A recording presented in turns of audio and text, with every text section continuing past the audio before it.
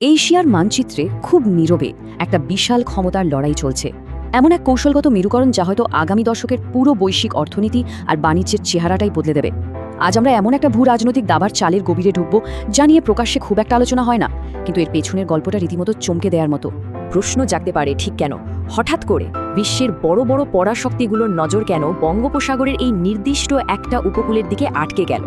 এই দাবা খেলার আসল এন্ড গেম বা লক্ষ্যটা আসলে কি? শুধু এই সংখ্যাটার দিকে একটু তাকান, $25 বিলিয়ন। একটা মাত্র করিডোরে জাপানের মতো দেশের এত বিশাল অঙ্কের দীর্ঘমেয়াদী বিনিয়োগ। বুঝতেই পারছেন এখানে সাধারণ কোনো হিসাব নিকাশ কাজ করছে না। এর ব্যাপ্তি এতটাই বিশাল যে পুরো অঞ্চলের অর্থনীতির গতিপথ পাল্টে দেওয়ার জন্য এই একটা প্রজেক্টই যথেষ্ট। আর ঠিক এখানেই সবচেয়ে বড় রহস্যটা লুকিয়ে আছে। বাইরে থেকে দেখলে মনে হতে পারে এটা হয়তো আর 10টা সাধারণ উন্নয়ন বা অবকাঠামো প্রজেক্টের মতোই একটা, আসলে কিন্তু তা নয়। এই বিপুল পরিমাণ অর্থের সুনির্দিষ্ট প্রয়োগ মূলত একটা মাস্টার প্ল্যান, ইন্দো প্যাসিফিক অঞ্চলের ক্ষমতার ব্যালেন্স বা ভারসাম্যকে একেবারে সুপরিকল্পিতভাবে নতুন করে সাজানোর একটা নিখুঁত ছক। আচ্ছা চলুন বিষয়টা একটু খতিয়ে দেখা যাক। এই গ্র্যান্ড মাস্টার প্ল্যানের নাম দেওয়া হয়েছে বিগ বি বা বে of Bengal industrial growth belt. এটা আসলে জাপানের অত্যন্ত নিখুঁত একটা ডক্ট্রিন। তাদের মূল উদ্দেশ্য হলো বঙ্গোপসাগরকে কেন্দ্র করে দক্ষিণ এশিয়া আর দক্ষিণ পূর্ব এশিয়ার মধ্যে একটা শক্তিশালী ইন্টারকানেক্টেড শিল্পাঞ্চল তৈরি করা। প্রথম ধাপ মাতারবাড়ির মাস্টারপিস। মাতারবাড়ির এই নতুন গভীর সমুদ্র বন্দর আসলে শুধুই একটা বন্দর না, এটা হলো এশিয়ার ট্রেড রুট বা বাণিজ্য পথগুলোকে পুরোপুরি রিডিজাইন করার একটা কৌশলগত গেটওয়ে। গাণিতিক হিসাবটা দেখলে চমকে যেতে হয়। বর্তমান চট্টগ্রাম বন্দরের তুলনায় এই ড্রাফটের গভীরতা প্রায় দ্বিগুণ, 18.5 মিটার। এর মানে কি? মানে হলো যুক্তরাষ্ট্রে পণ্য রপ্তানির সময় 45 দিন থেকে সোজা নেমে আসবে মাত্র 23 দিনে। আর কার্গো ধারণ ক্ষমতা 1 লাফে প্রায় 80,000 থেকে 1 লাখ মেট্রিক টনে পৌঁছে যাবে। একটা কথা প্রচলিত আছে, বন্দর নিয়ন্ত্রণ করে অর্থনীতি আর অর্থনীতি ঠিক করে দেয় ক্ষমতার মাপকাঠি। আর ঠিক এই কারণেই মাদারবাড়িকে ঘিরে আস্ত একটা ইকোসিস্টেম তৈরি হচ্ছে। 1200 মেগাওয়াটের বিদ্যুৎ কেন্দ্র, ডেডিকেটেড মহাসড়ক, নতুন রেলপথ এবং 3,500 একরের এক সুবিশাল অর্থনৈতিক অঞ্চল। চিন্তা করে দেখুন, এটা সেই লেভেলের একটা স্কেল যা আমরা সাধারণত সিঙ্গাপুর বা দুবাইয়ের মতো মেগাপোর্টগুলোতে দেখে থাকি। দ্বিতীয় ধাপ, উপমহাদেশের সংযোগ। বিষয়টাকে যদি একটু ব্রডার অ্যাঙ্গেল থেকে দেখি, মাতারবাড়ি শুধু বাংলাদেশের জন্যই গেম চেঞ্জার না, এটা পার্শ্ববর্তী ভারতের মূল ভূখণ্ডের একটা বিশাল কৌশলগত দুর্বলতারও নিখুঁত সমাধান দিচ্ছে। ভারতের উত্তর পূর্বাঞ্চলীয় 7 সিস্টার্স রাজ্যগুলো মূল ভূখণ্ডের সাথে যুক্ত আছে খুব সরু একটা পথ দিয়ে, যাকে বলা হয় শিলিগুড়ি করিডোর বা চিকেন্স নেক। মাতারবাড়ি বন্দর আর বাংলাদেশের ভেতর দিয়ে যাওয়া এই নতুন ট্রানজিট রুটগুলো মূলত ওই দুর্বলতাকে পাশ কাটিয়ে একটা নতুন অত্যন্ত জরুরি ল্যান্ড ব্রিজ তৈরি করছে। নতুন এই লজিস্টিক্যাল চেইনটা কিভাবে কাজ করবে জানেন? এতদিন ধরে প্রায় বিচ্ছিন্ন থাকা উত্তর পূর্বাঞ্চলের রাজ্যগুলো এখন সরাসরি বৈশ্বিক সাপ্লাই চেইনের সাথে যুক্ত হয়ে যাবে। এভাবেই একটা স্থল বেষ্টিত বা ল্যান্ড লক অঞ্চল বিশ্ব বাণিজ্যের মূল স্রোতে ঢুকে পড়ছে। আর সবচেয়ে বড় কথা, এই পুরো ট্রানজিট ব্যবস্থার কারণে বাংলাদেশের জন্য খুলে যাচ্ছে বিপুল রাজস্ব আয়ের এক নতুন দরজা।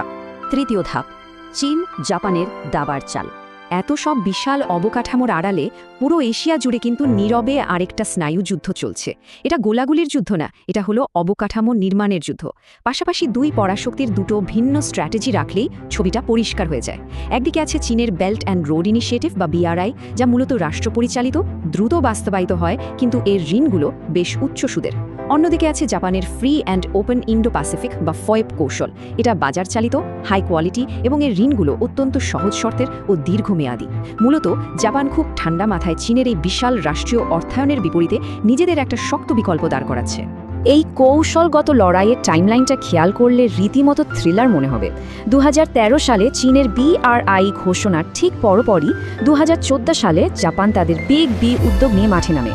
কিন্তু পুরো ভূ রাজনীতির মোড়টা ঘুরে যায় ঠিক তখন, যখন বাংলাদেশের সোনাদিয়া বন্দর প্রকল্প বাতিল হয়ে যায় এবং শেষ পর্যন্ত মাতারবাড়ির নিয়ন্ত্রণ চলে যায় জাপানের হাতে।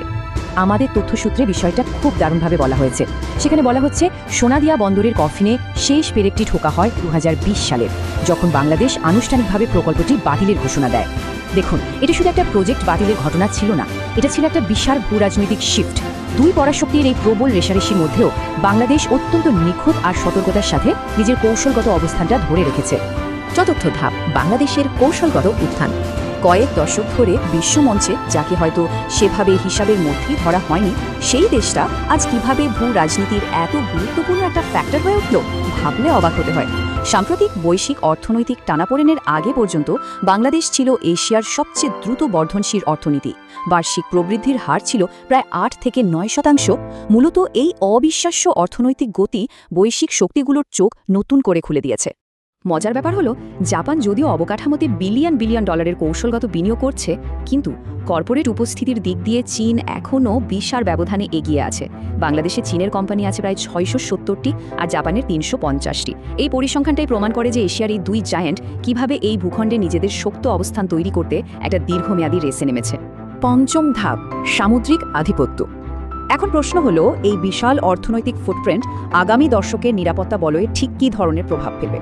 খুব সূক্ষ্মভাবে খেয়াল করলে দেখবেন, অর্থনৈতিক বিনিয়োগের ঠিক উপরের স্তরে জাপান একটা হার্ড সিকিউরিটি বা নিরাপত্তা বেষ্টনীও তৈরি করছে। অফিসিয়াল সিকিউরিটি অ্যাসিস্ট্যান্স বা ওএসএর আওতায় জাপান শুধু বাণিজ্যের মধ্যে সীমাবদ্ধ নেই, তারা কোস্টাল রেস্কিউ ক্রাফট দিচ্ছে, কোস্টগার্ডকে টহল জাহাজ দিচ্ছে, আর বঙ্গোপসাগরের সামুদ্রিক নজরদারি বা মেরিটাইম ডোমেন অ্যাওয়ারনেস বাড়ানোরও উদ্যোগ নিয়েছে। তথ্যসূত্রে এর পেছনের আসল কারণটা স্পষ্ট করা হয়েছে। বলা হচ্ছে, এর মূল লক্ষ্য এই অঞ্চলের সামগ্রিক প্রতিরক্ষা কাঠামোকে সূত্র করা। অর্থাৎ বাংলাদেশের মাটিতে জাপানের এই নীরব পদক্ষেপগুলো বৃহত্তর ইন্দো প্যাসিফিক নিরাপত্তা এবং কোয়াডের দীর্ঘমেয়াদী লক্ষ্যগুলোর সাথে একেবারে ওতপ্রোতভাবে জড়িয়ে আছে। মেগা অবকাঠামো, বিলিয়ন ডলারের বিনিয়োগ, ভূ রাজনৈতিক দাবার চাল আর সামরিক নিরাপত্তা, এই সব সমীকরণ মেলানোর পর আজ সবচেয়ে বড় প্রশ্নটা আমাদের সামনে এসে দাঁড়ায়। আগামী দশকের বাণিজ্যের গতিপথ এবং এশিয়ার লজিস্টিক সুপার পাওয়ার হওয়ার এই শ্বাসরুদ্ধকর লড়াইয়ে বিশ্ব কি বঙ্গোপসাগরের বুকে একটা নতুন কৌশলগত সামুদ্রিক শক্তির জন্ম দেখতে যাচ্ছে? পর্দার আড়ালে চলতে থাকা এই গ্লোবাল স্ট্র্যাটেজি হয়তো খুব শীঘ্রই এশিয়ার ভবিষ্যৎ নতুন করে লিখে দেবে।